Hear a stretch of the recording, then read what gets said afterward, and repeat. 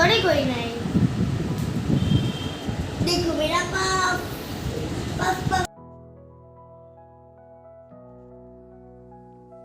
Hello friends, কেমন আছো তোমরা সবাই? আশা করি তোমরা সবাই ভালো আছো, আমিও ভালো আছি।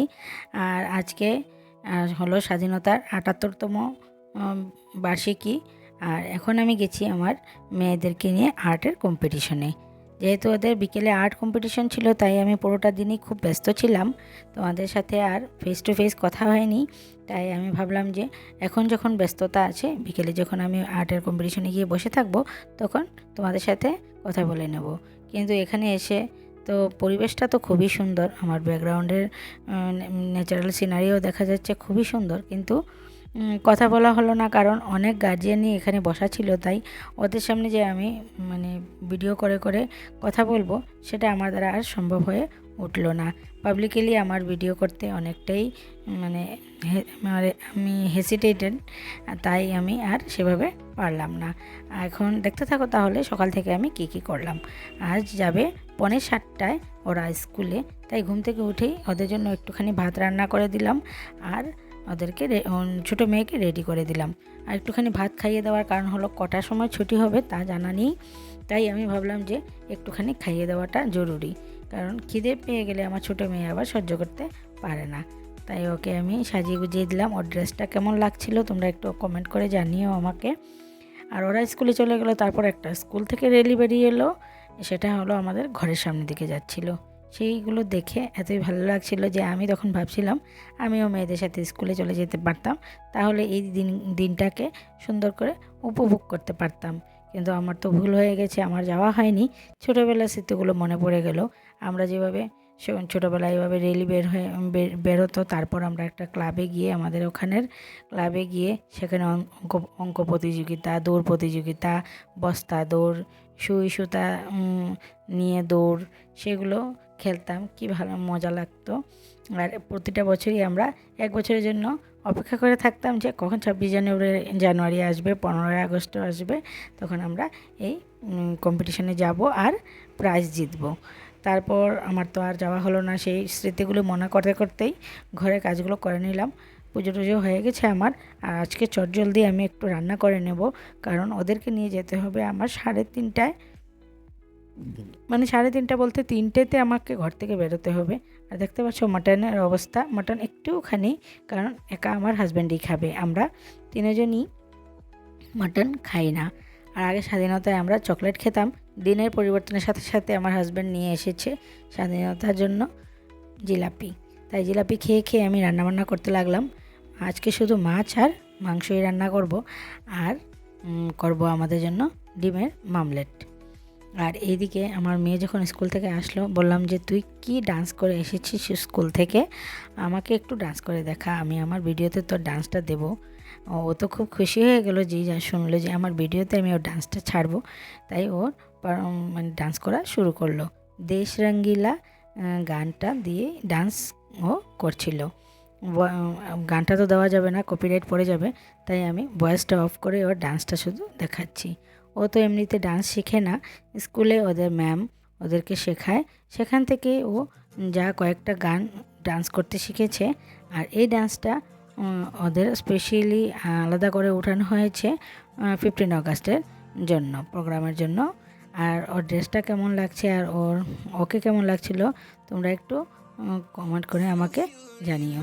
তারপর ওর ড্যান্সটা তোমরা দেখতে থাকো, এটা কেমন হয়েছে সেটা একটু আমাকে জানিও। আর ভুল ত্রুটি হলে ওকে ক্ষমা করো, কারণ ও কিছুই শিখছে না আর কোনো টিচার দিয়ে, মানে আলাদা করে কিছুই শিখছে না। ওই স্কুলেই সবার সাথে যা শিখছে তার থেকেই ও একটুখানি নাচবার চেষ্টা করছে।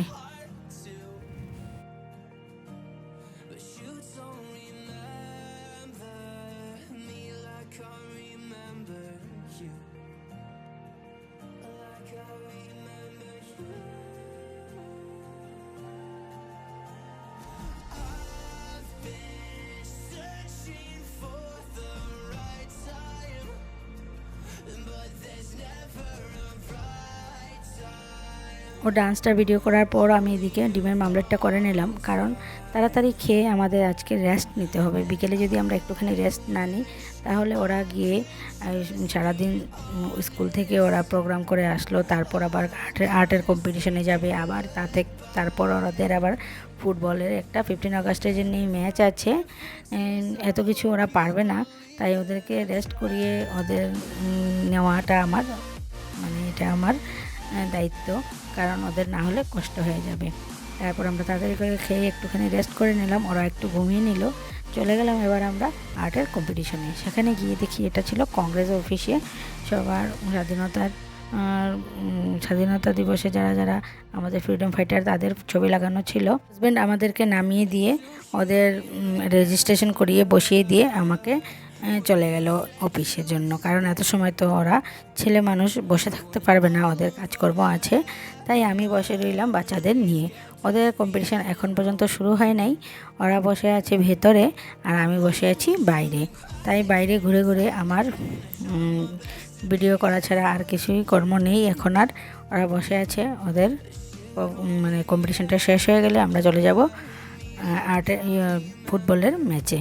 আর আমার হাজব্যান্ড এখন এসে বলছে যে ঘন্টা 1.5 ঘন্টা পর এসেছে, বলছে চলো চা খেয়ে আসি। বিকেলবেলা এভাবে যদি কেউ চায়ের অফার করে তাহলে তারা কি না করা যায়, তাও চায়ের সাথে নিমকি আমরা খেয়ে তারপর বাচ্চাদের নিয়ে চলে গেলাম ফুটবলের মাঠে। সেখানে গিয়ে দেখছি যে বড় মেয়ে খেলাটা স্টার্ট হয়ে গেছে। ওরা এজ গ্রুপ হিসাবেই খেলবে, আমার ছোটো মেয়ে খেলবে ছোটোদের দলে আর বড় মেয়ে খেলবে ওদের থেকে বড়দের দলে। তাই ওদের একজনের পর একজন ওরা ম্যাচ খেলবে। আজকে ডেইলি যেহেতু প্র্যাকটিস করতে আসে, তোমাদেরকে দেখাই মাঝে মাঝে যখন আমি ভিডিও দিই।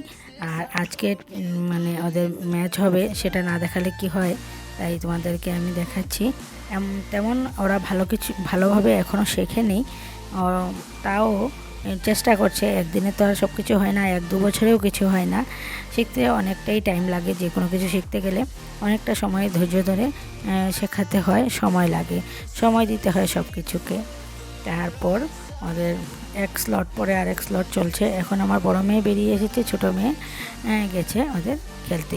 কিছু কিছু স্টুডেন্ট আছে ওরা কিছুই পারে না, কারণ ওরা একদমই নিউ কামার্স। আর কিছু কিছু স্টুডেন্ট আছে অনেকটাই পারে। সব মিলিয়ে ঝিলিয়ে আজকের একটা খেলা, এটাতে কোনো হার জিতের কম্পিটিশান নেই, একটা ম্যাচ হবে, একটা এন্টারটেনমেন্ট। আজকে যেহেতু 15 আগস্টের বন্ধ ছিল, তাই সবাই একটা এন্টারটেনমেন্টের জন্য এমন একটা খেলা রেখেছে। তাহলে তোমরা দেখতে থাকো। আর ওদের খেলা শেষ হয়ে যাওয়ার পর আমাদেরকে সবাইকে ডাকা হলো যে ভিতরে গিয়ে ওদের সাথে ছবি তুলতে আর ওদেরকেও ছবি তুলতে। তারপর আমরা ছবি তুললাম, ওদেরকেও তুললাম, ওদের সাথেও আমরা তুললাম।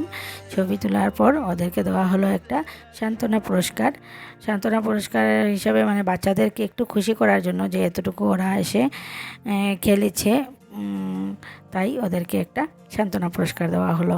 সেখান থেকে পুরস্কার নিয়ে আমরা যখন আর্টের কম্পিটিশানে ফোন করলাম, ওরা বলেছিল 1 ঘন্টা পর প্রাইজ দেওয়া হবে। তারপর আমরা ফোন করে দেখলাম যে এখনও প্রাইজ ডিস্ট্রিবিউশন চলছে, তাই আমরা চলে গেলাম সেখানে। তারপর গিয়ে দেখি এমন সময় আমরা উপস্থিত হয়েছি যখন আমার মেয়েদের নাম ডাকছিল। তারপর ওরা ওদের যে প্রাইজটা ছিল সেগুলো নিল। প্রাইজ দেওয়া হয়নি, সবাইকে দেওয়া হয়েছে সার্টিফিকেটগুলো ওরা নিল। তারপর আমরা চলে গেলাম বাড়িতে। আর আজকে পুরোটা দিন এতটাই টায়ার্ড ছিলাম যে পরে আর বাকি কিছু আমি আর ভিডিও করিনি। যাওয়ার পর গিয়ে আমরা খেয়ে দিয়ে ঘুমিয়ে পড়েছি। তাহলে তোমরা যারা যারা আমার ভিডিওগুলো দেখে থাকো, তোমাদের কেমন লাগে প্লিজ একটু কমেন্ট করে আমাদের জানিও। আর আমার ভিডিওগুলো লাইক করবে আর চ্যানেলটা সাবস্ক্রাইব করবে, আর পারো যদি একটু শেয়ার করে দিও। তাহলে আজকের মতন আর এইটুকুই। তোমরা সবাই সুস্থ থাকবে, ভালো থাকবে। Tata, bye bye. আর দেখা হচ্ছে পরবর্তী ভিডিওতে। তাহলে ততক্ষণ পর্যন্ত তোমরা সুস্থ থাকো, ভালো থাকো আর আনন্দে থাকো। আনন্দে থাকাটাই বিশেষ দরকার আমাদের জীবনে। যত খুশি থাকবো আমরা, ততই আমরা ভালো থাকতে পারবো। আর আজকালকে জীবনে ভালো থাকাটা অনেকটাই আমাদের প্রয়োজন। তাহলে টাটা, বাই বাই।